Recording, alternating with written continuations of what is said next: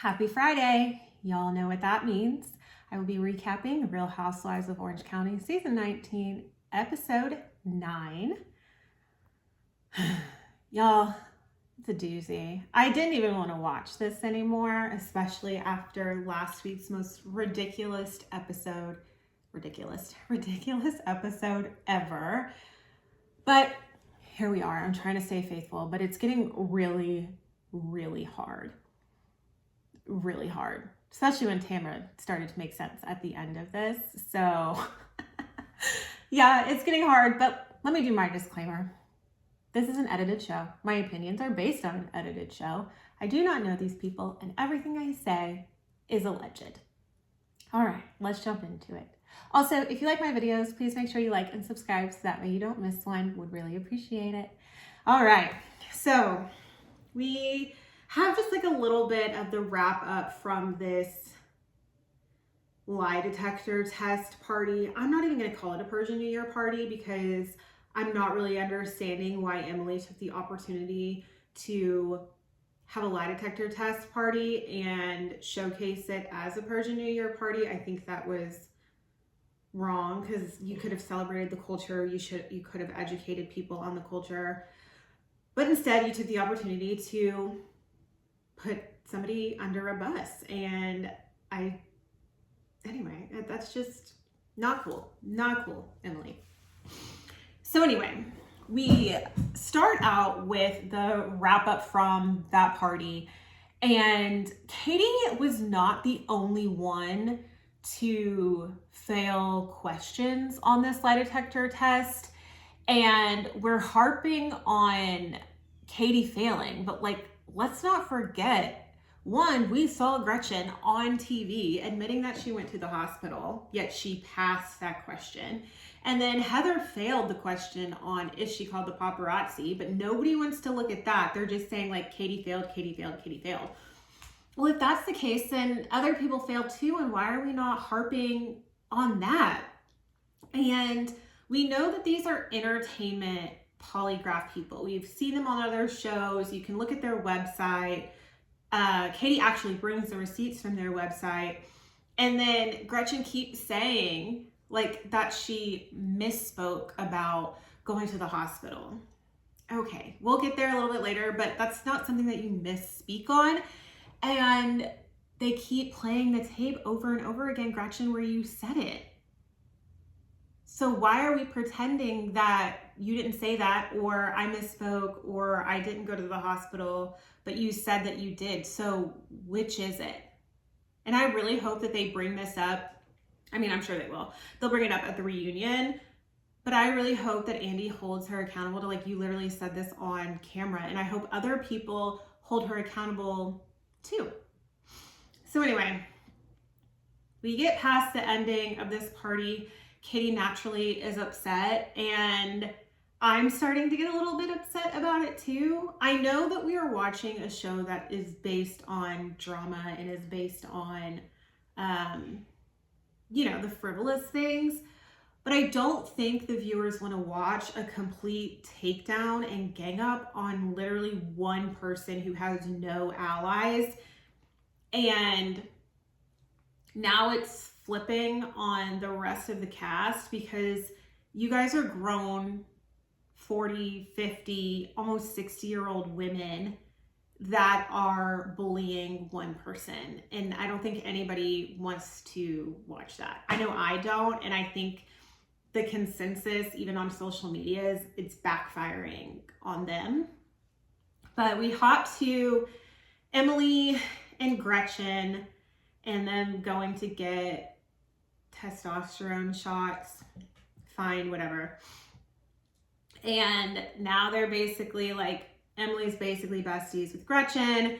And the one thing that Emily did say during this scene was that she's hoping we can hop to 2025. And I agree. This happened 2 decades ago.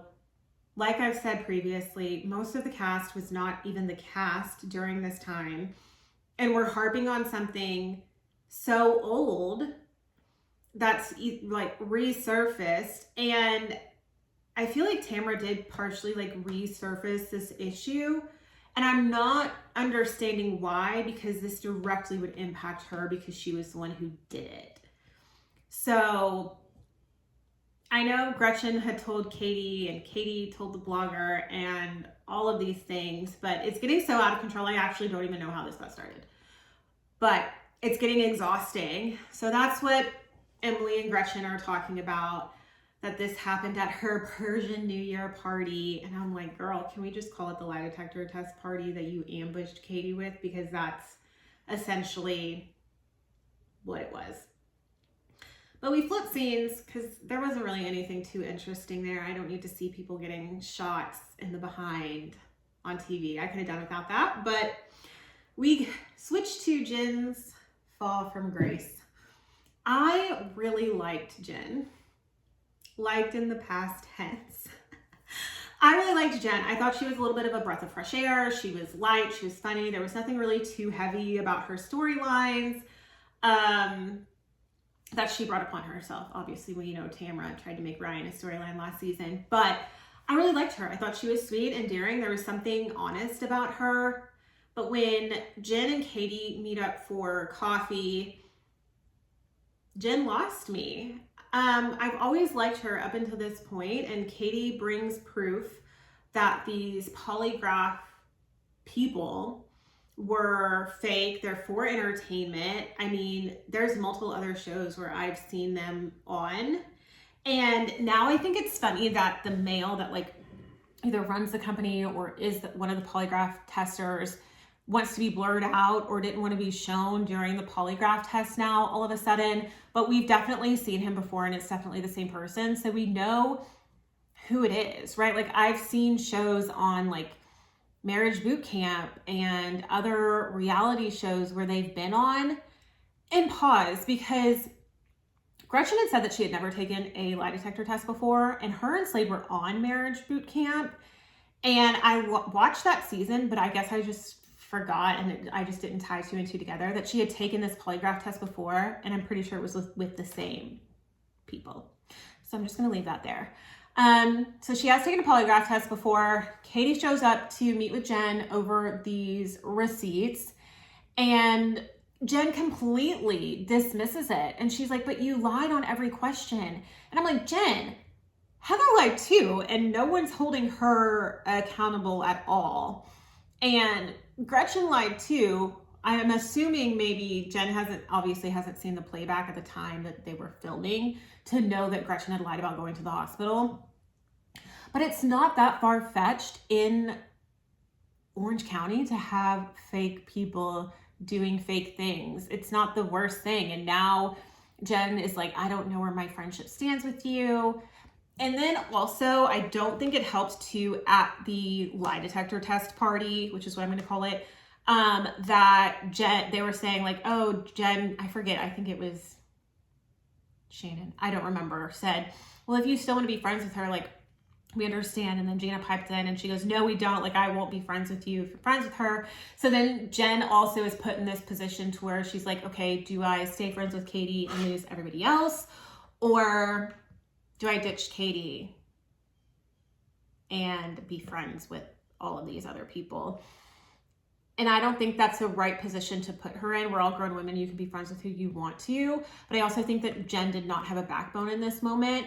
And then she's questioning Katie on, you're saying anytime something is brought up, you're like, well, Jen was there too. Well, Jen was there too. And I'm like, well, Jen, you were there. And I'm like, if you don't have a backbone, like, I wouldn't trust you. Like, I would have more trust in Jen if she was just like, you know what, I'm sticking by Katie. And all of you other women, Kayon, come for me if you want to or whatnot. I would have so much more respect for her if she did that, even if I was one of the other women, because I was like, okay, at least if I know that we were in the trenches in our friendship, Jen would have my back like that. And they're so wishy-washy because they don't want to upset the masses.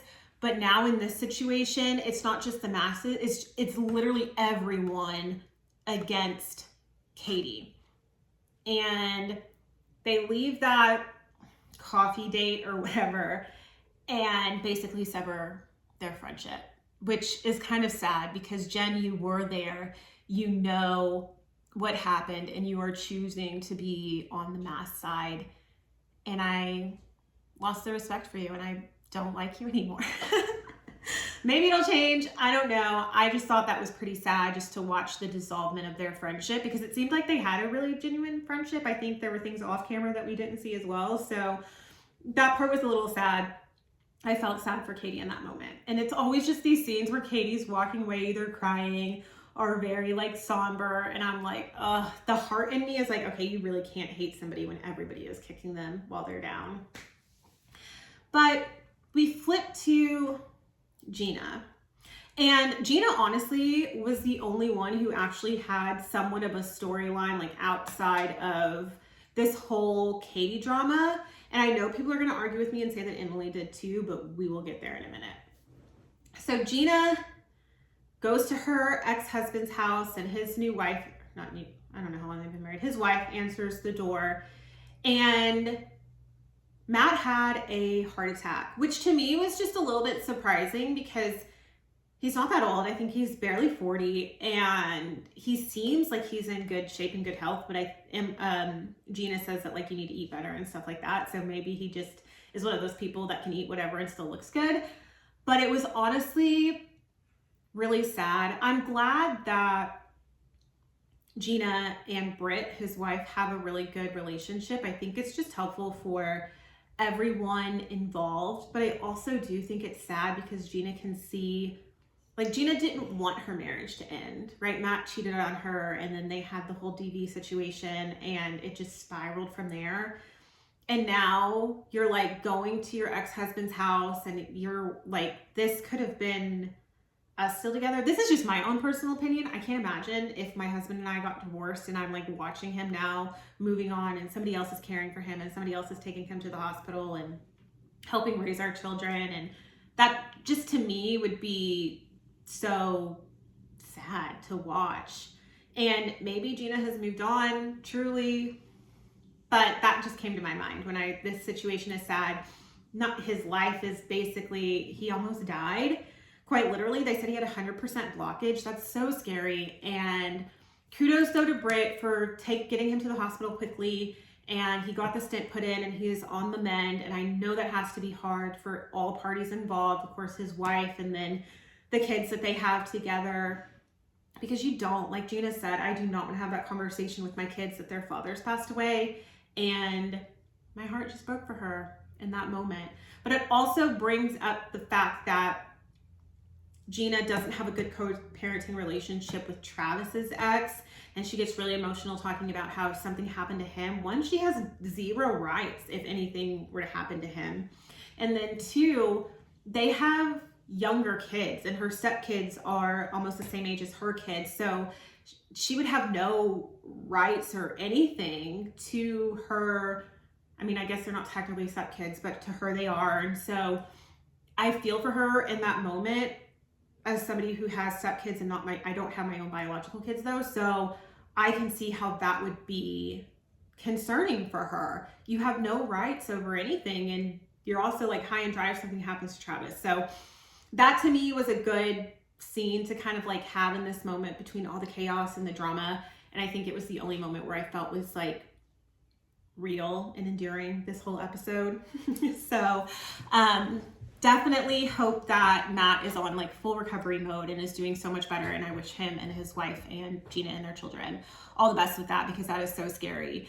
There's no good segue to jump to Heather and Tamara. So we are just going to jump to Heather and Tamara. Heather and Tamara meet up. Jen joins them, which is weird because like the last time Jen and Tamara were together in a smaller setting was when they were having their one-on-one and it did not go well. Tamara like left crying. It was very chaotic. So they meet up, and of course the first thing, I feel like in each breakout of like the people of all the women meeting up is like the first sentence is about Katie, and they're clearly setting the tone to fully ice Katie out, because the first thing that they talk about when they get to the table is Katie, and Jen brings up the fact that her and Katie had a meeting and Katie brought the receipts that these polygraph people were fake, And then of course they are like, oh my gosh, we like don't believe her. And then Heather's like, well, my husband's a doctor on TV and a doctor in real life. And I'm like, yeah, Heather, but that's not the same thing. They literally show on Botched him performing the surgeries, right? Performing surgery on TV and being a real life doctor can go hand in hand because we're watching him perform these procedures and doing all of these things. A polygraph examiner, like I could go strap somebody up and then be like, you're lying or you're not lying. Like you don't have to have any kind of like crazy credentials to do that. And Heather should also know, being an actress, that you can fake all sorts of things and people do that. So I don't know why it would be so far-fetched that this was a setup. I can understand Emily and Gina blowing it off like, no, it's not, because they were the ones who kind of set this up in the first place. But I don't know. They're so blindsided by wanting to hate Katie that they can't see anything past that. And Heather, you lied about the paparazzi. And that's not even a big lie. Like, I'm not harping on the fact that like what she lied about. It's just the fact that you also lied on this lie detector test and nobody else is bringing that up. But you're going to say like, oh, well, Katie failed all the questions. Well, Heather, you failed a question too. So if you're going to say that Katie failed a question, then you need to be saying that you also lied. Yeah. Also, they're talking about how, sorry, I like totally lost my train of thought because I got so annoyed with the whole Heather lying, but you're saying that Katie's lying. Then we put a pin in that, I guess, at this lunch. And now Jen and Tamra are like, how can we get Matt good? And they seemingly like make up at this lunch with Heather, and she snaps a picture for proof. And I'm just like, Tamra has been so vile to all of these women, but specifically to Jen and to Gretchen. And Gretchen and Tamra talk at the end of this episode. But for you to just meet one day, y'all couldn't even meet one-on-one without ripping each other's heads off. And now you are meeting, and because you have a mutual hate for someone, you're like, oh my God, like, yes, we can be like BFFs again and all is well and kiss and make up. That's just so strange. And I know they're on a show, so like technically they're coworkers, so yes, you have to like coexist. And like I can coexist with somebody who's done me wrong, but I'm not going to be performative and act like we have one kumbaya lunch and everything is good, especially with the accusations and the things that Tamara was saying against Jen that could have affected her custody and her having to go to court with her ex-husband and all of these things that you impacted her livelihood. Is wild that you're like cheersing to a Chardonnay and a strawberry margarita and you're BFFs now. That's just weird to me. But it's fake, and we know it's fake. But I also feel like now that Jen and Katie aren't friends anymore, Jen was just kind of, I felt like Jen was kind of more of acquaintances with these women and like surface level, like, yes, we hang out, yes, we are on a show together. But I felt like she was really friends with Katie. And so now that she's decided to not be friends with Katie anymore, she needs more allies and more people to be in her corner. So I feel like that was the motivating factor for her kissing and making up with Tamra. But anyway, it's exhausting. I'm exhausted halfway through this episode. I didn't even want to watch it. So I'm like forcing myself to like not go crazy with this recap. But after that, we get to Gina, Emily, and Shannon. And so, like I said, when I said Gina was the only one who had kind of like a breakout storyline this episode, is because Gina, Shannon, and Emily, it's so hard to keep all their names together. Gina, Shannon, and Emily go shopping, what have you. First thing, of course, they bring up is Katie. Of course, because that's the only thing that these women have been talking about. So I guess they bring up the fact that Katie is accusing them of setting this all up. And Emily's like, it couldn't have been a setup, and everybody wrote their own questions and all this kind of stuff, so I had no control over the situation. And I'm like, Emily, you hired these people to do a job. If I hire someone to do a job, I can tell them how to do the job because I paid for them to do the job. Not only that, literally on their website, it says he does like light acting and stuff like that. And in the episode last week where they're giving the results, you can tell that this polygraph lady, Wendy, with an I, was harping on Katie. She didn't have any feedback for any of these other women. But as soon as it got to Katie, it was like she failed miserably and was so dramatic with it. And the questions, even last week I said, the questions didn't seem like they were just written by the ladies. One, they were too detailed to be yes or no questions. And then two, I felt like production threw in the questions, but it also could have been Emily. But I felt like somebody else was asking some of these questions because they wanted it to match up with the storyline that they needed it to with Katie's lies. And I say lies plural. I think the thing where she went wrong, of course, and I've said this before, is her communicating with bloggers and telling the blogger. I believe she did tell that story to Kiki, but outside of that, it's like, okay, you guys have all shared stories, or you've gone to the blogs, or you've talked to reporters or reputable journalists, or whatever you want to call it, Gina. You've all done the same thing. So the thing is, where's the root of this coming from? And it came from Gretchen herself, and we saw it on TV. So it's just getting really frustrating. So they talk about that, and then they go from bashing Katie and her failing this polygraph test to Emily's son calling. Emily, please take the storyline off of TV. I think it's going to, in the long run, going to do more damage than good. And at first I was like, we're not talking about kids. Kids don't need to be major focuses of storylines, especially the minor children. Like, I don't mind when they bring up Katie's daughter or even Shannon's daughters because they're older. I think they're all 18 at this point. So it's like, I don't mind that, but creating a storyline about your 10-year-old twins and one of the twins, I think now at this point I was like, okay, let's not talk about kids. Then when we had a couple of episodes where it was like just Shane and Emily talking about how it's impacting them and how to make the best choices regarding their son, I was kind of like, okay, maybe this can help people that are going through the same thing with their children and they don't know how to handle it. But now I'm back on full stop. We need to stop, because now we are capturing on the show his phone calls to you. And he's a minor. He has no consent into what he wants on TV. We already know that he's probably on the spectrum, or maybe at this point he has been fully diagnosed, but I don't want to diagnose him. We know that they're thinking that he is on the spectrum at this point. He's 10 years old.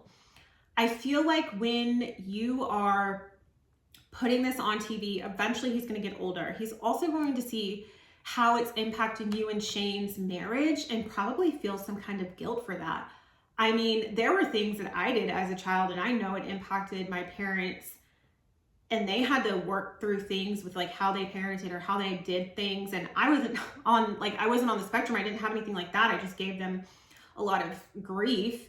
And I felt guilty when I got older and knew that, like, oh wow, like I created some of this tension and some of those things, and I was able to process that and deal with it. But you're talking about somebody who doesn't necessarily have maybe some of those capabilities, especially as a 10-year-old, or his friends could see this and now you've exposed him to getting made fun of or people treating him differently. And that's really hard. And to have to go through that, I'm like, we need to full stop, put an end to this storyline. I don't know how you can talk about it in a way that can educate maybe parents, or maybe not bring in how it's like you and Shane might get divorced over this. Like, let's maybe leave that out. And if you want to use this storyline as a way to educate people with kids on the spectrum or kids that have eating disorders or how these things are associated together, just talk about the facts of that and not filming your child calling you on TV and we're hearing him, and we clearly are hearing him struggling, and it's sad, and you're putting him through that. I'm going to end it there, but Emily needs to probably take this one off TV at this point. Katie and Matt.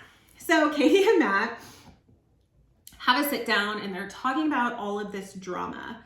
So first of all, there are instances on Housewives where the men get involved, or we're seeing the men. I think the most notable one is on Real Housewives of New Jersey, right? We saw the men, and I actually enjoyed parts of that, right? Seeing the men hanging out together and doing fun stuff and their genuine friendships and stuff like that. But also on Jersey, when it got to be like, okay, now they're in the middle of the drama, I was like, oh, it's getting like, I don't want to see it.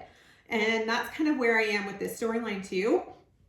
So I guess Matt, Slade, and Ryan were all kind of like talking about this situation together. And Matt has the receipts. And so he has like the phone call logs, he has the text messages, and yes to the cameraman for zooming in on that because he has them. He was like, what am I doing? Just shooting the talk with Slade over here? No, he's telling me like what to say. And he even said, like, they even show the text message where it's like, get Katie all in alignment with my wife because he knows that Gretchen started this rumor. And one thing I will say about Matt, whether or not Katie's lying or not, like, he has that woman's back and I have full respect for that. Like, it doesn't even matter, right? He's like, that's my wife. I'm gonna back her up no matter what. Y'all are ridiculous. Because now it's just getting ridiculous. And it's gonna crumble on Gretchen because there's so many people involved who either heard it or have text messages or have the phone calls or voicemail, whatever, that, or they have it on film where you're saying you went to the hospital. So there's so much proof that you started this that you're not gonna be able to backtrack. And that's why I'm like, I'm tired of watching the show because of the bullying, but I'm also excited to see the reunion because I hope that they call her out, and I hope Andy calls her out too. But they go through that. Katie's like, I miss Jen. And I'm like, I understand that Katie probably misses Jen, but I also think, Katie, you just miss having an ally, which is fair. And now you're like, I have no one. And she's like, I don't want to be, these group of women don't want me around them. I don't want to be around them.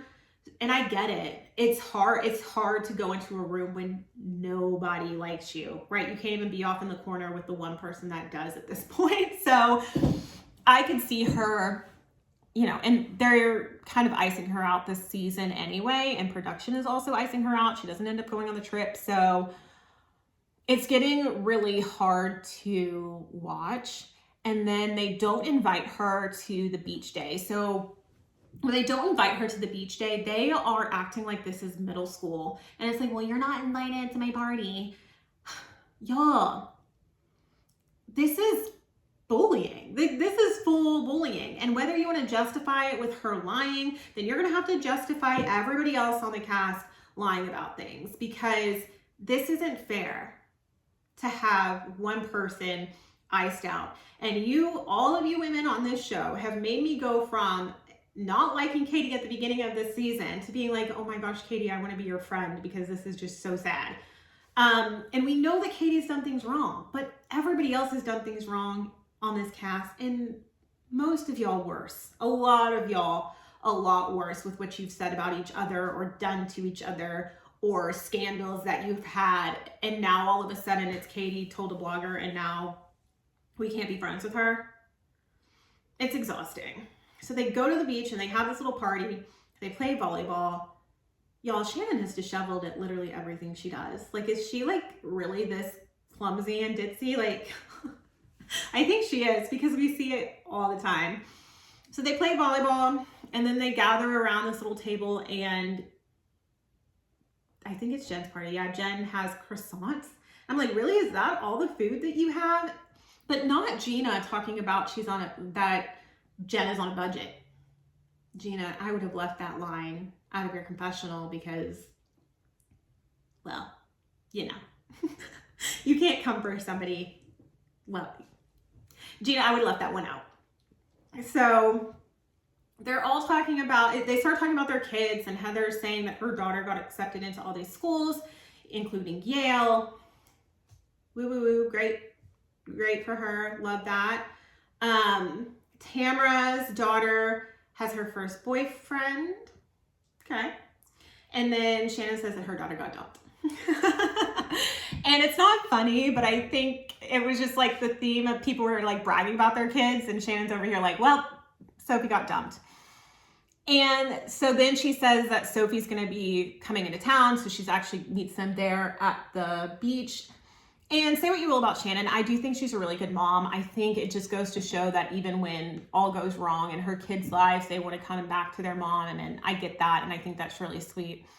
So then they turn it into Good News Friday. I liked the Good News Friday. Like, this is the one little part of the episode where I was like, great, people are saying things good that happened. I'm not going to get into what everybody said, but yeah. Oh, I forgot. Tamara shows up to this, like, so people bring friends, like they bring their friends. And I'd be mad if somebody invited me to a beach day party and all we ate was croissants and orange juice or mimosas, whatever. But anyway, Tamara brings Joe again. And even the ladies are kind of like, does she not have any other friends? Like, why does she keep bringing Joe? So that was a thing. And then Tamara and Gretchen decide to talk after like everybody at the table is, you know, kumbayaing, which will be short-lived. But so Tamara and Gretchen decide they're going to go talk. I didn't know that Slade called Tamara fat. I was like, bro, I'm like side-eyeing Slade now because I didn't watch those seasons way back when, but now like seeing bits and pieces or like what I see on like social media, like the clips and stuff, I'm like, Slade was a little like thirsty for attention and used the housewives for clout. And they also flash back to one of the reunions, and he had broken up with Joe, and then of course he would no longer be on the show. I do think that's how he and Gretchen got together. So it just seems like he's an opportunist.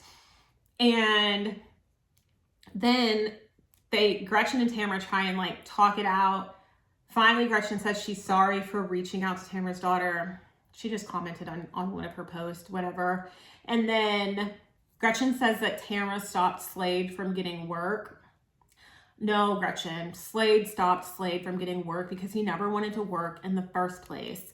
Like, if you're an employer, like, yeah, you might do a background check for like, I don't know, if you went to prison or something, but I don't think anybody was Googling him being like, oh, he's a W dad, I'm not going to hire him. Maybe they were, I don't know. But Slade doesn't look like he was like gung-ho to go get jobs anyway. So then Tamara, I guess that pulls at Tamara's little heartstrings, and she's just like, I'm so sorry. Like, I never wanted to impact your life or your livelihood in any way. And I'm like, Tamara, you did.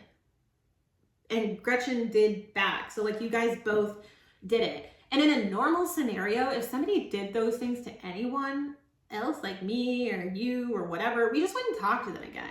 We don't have to pretend after a 2-second conversation on a beach when we couldn't even talk any other time without coming for each other. And now they skip off into the sunset like they're besties. And even Shannon was like, okay, like this is fake. And you're right, Shannon, it is so fake. And Emily was like, their relationship is like a gallon of milk. It's going to spoil, and it will. And when it does, and we see that on the mid-season trailer, it's going to be all bad. So they show us the mid-season trailer. They go to Amsterdam for their cast trip. Obviously, Katie does not go. I think production told her not to go. I don't blame I do kind of blame production because I feel like Bravo, you hired Katie in the first place to be a housewife, and now you're icing her out of the activities for her to be a housewife. I just don't think that's right. So she doesn't go on the trip. And then we see in the mid-season trailer, it seems like they all start turning on each other, which we all knew was going to be the case because now what are they going to do? Talk about their common enemy, Katie, the entire time? Like, no. So now they have to like create these other storylines. So they bring up Shannon and her drinking, and Tamara and Gretchen are going to get into it. Gina is going to be getting into it. Like, they're turning on each other because now they have nothing else. They don't have that person there to like mutually hate. So I'm interested, I guess, to see how the rest of the season goes. It's going to be a force to watch, and I kind of don't even want to watch now because of how they treated Katie. And so we'll see how it goes. But yeah, I'm like tired. Like I'm literally tired of like talking about this and the whole episode being about Katie. So we'll see what other storylines they can come up with. But I don't want to hear Emily's anymore about her child. I don't. So we'll see how it goes. But thank you guys for watching. If you like the video, please make sure you hit like and subscribe so you don't miss. And I will see you guys again next Friday. Bye.